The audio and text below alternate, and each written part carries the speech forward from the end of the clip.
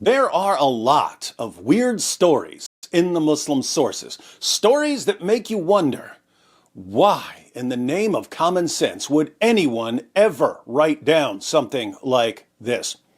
But I challenge you to find a weirder, creepier, more disturbing story than the tale of Muhammad's late-night desert rendezvous with the men of Al-Zut. Since Raymond Ibrahim has already done the research on Muhammad's romantic encounter, we'll let Raymond break down the details.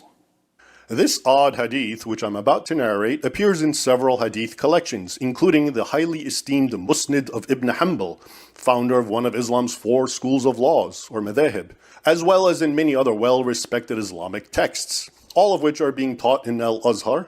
So, the scholars know about this. But like so many other issues the scholars hide from us, this story hasn't worked its way to the general population. Until now. The hadith, which is narrated by Abdullah bin Mas'ud, a companion of the Prophet and one of Islam's most reliable and trustworthy transmitters of a hadith, goes as follows. Brace yourself.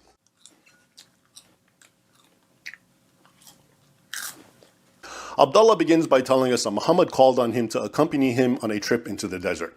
When they reached a certain place and night had fallen, Muhammad made a line in the sand, most likely a circle, and told Abdullah, quote, "Stay behind this line and do not cross it, for if you do, you will die." Muhammad drew a line in the sand and warned his companion, Abdullah ibn Mas'ud, not to cross it. Let's call this line the Diddy line, as in, Muhammad didn't just cross that line, did he? We could also call it the cuck line for reasons that will soon be clear. Muhammad then left his startled companion and walked into the desert night, about the distance of a hurled stone, says Abdullah. Before long, our narrator saw a group of men, he does not specify how many, who, quote, appeared to be al-Zut. He describes them as, quote, tall, lean, and naked. So, Abdullah ibn Mas'ud was behind the Diddy line, the cuck line, but Muhammad crossed the Diddy line. And he was soon surrounded by a number of tall, lean, naked men, the men of Al-Zut. Other Islamic sources say these Zut were a black-skinned people, and we'll get into that later. After describing them, Abdullah goes on, and here's the problematic part, to say, quote, "They went to and began to ride the Prophet of Allah." They did what now? They went to and began to ride the Prophet of Allah. Literally, that's what the Arabic says. These tall, black, naked men rode Muhammad. The Arabic word yarkabun, which I will presently discuss, can also be translated as mounted. And they did this all night long, says Abdullah. These tall, lean, black, naked men mounted Muhammad in the desert and rode him all night long, while his companion Abdullah ibn Mas'ud watched from behind the cuck line? During which time they would also come and circle around and try to reach him, but they were prevented, apparently from the line of protection Muhammad had drawn in the sand for his companion. Abdullah concludes his narration, quote, "I was extremely terrified by them, so I sat down. With the coming of dawn, they began to depart. Then the Prophet of Allah returned, slowly and in pain from that which they did while riding him."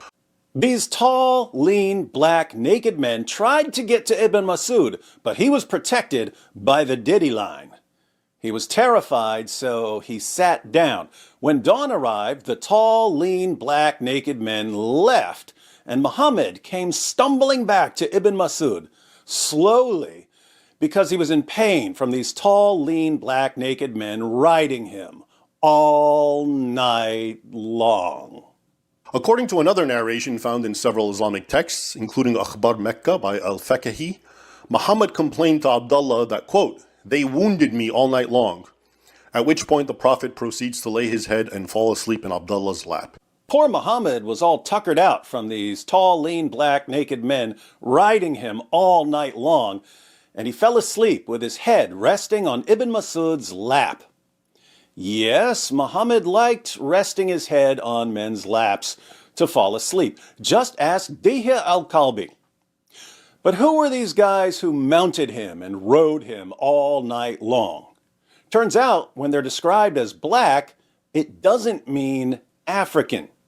Who are these al-Zut, these naked men who rode Muhammad all night long?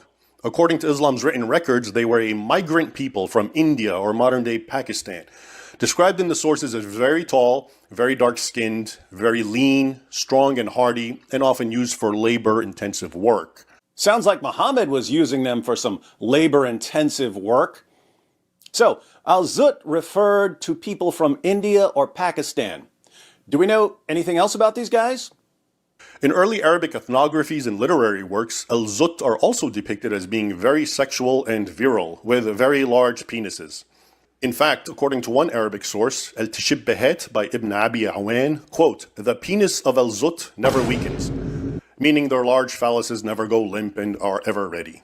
The men of al-Zut were known for being extremely horny at all times, and Muhammad wanted to meet with these men at night in the desert, and they mounted him and rode him all night long while Ibn Masud watched from behind the ditty line? Raymond asked ChatGPT about the men of al-Zut. I then asked ChatGPT to give me a physical description of al-Zut based on early Arabic sources, and it said, quote, "In literary and anecdotal texts, they are grouped together with other southern or dark-skinned people, all of whom have the following traits: sexual potency, prominent genitalia, and associations with physical strength and virility." Why did Muhammad want to meet these guys at night in the desert? And what do the sources mean when they say these guys were riding him all night long? Now let's talk about the Arabic word translated as ride, as in al-Zut rode the prophet. Not only does it have the same exact meaning in English, as in to ride a horse, for example, but it carries the same slang meaning, as in copulating with a woman. In fact, several Islamic sources use it literally to mean sex. So, when it says they rode him all night long, the word rode can either mean they rode him like a horse, or it can mean they had sex with him.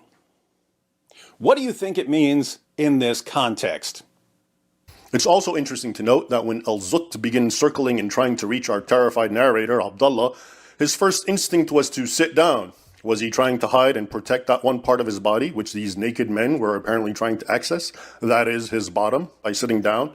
Well, he saw what they were doing to poor Muhammad's junk in the trunk, so we can't blame him for sitting down and protecting his badonkadonk from the booty bandits of al-Zut. All right, now that we know the details, Raymond puts it all together. Muhammad took his close companion, Abdullah, into the desert at night. He warned him to wait behind a line and went off at a distance, apparently for a pre-planned rendezvous. Before long, Abdullah saw several naked men from the people of al-Zut appear, described in the sources as tall, lean, virile, and with large penises. Why was Muhammad meeting these guys at night in the desert after crossing the ditty line? These men then took turns riding or mounting the prophet all night long. They also tried to reach him, but Abdullah immediately sat down, apparently to protect that one part of his body they were trying to access. Ibn Masud apparently did a better job protecting his bubble pop than Muhammad did. As the sun rose, these naked men began to depart, even as Muhammad returned in pain, limping towards Abdullah and saying how al-Zut had injured him. He then lays in his companion's lap and falls asleep. Nothing suspicious here. So, this is what I would consider the weirdest, creepiest, most disturbing story in the Muslim sources, and that's saying a lot. But maybe I'm wrong.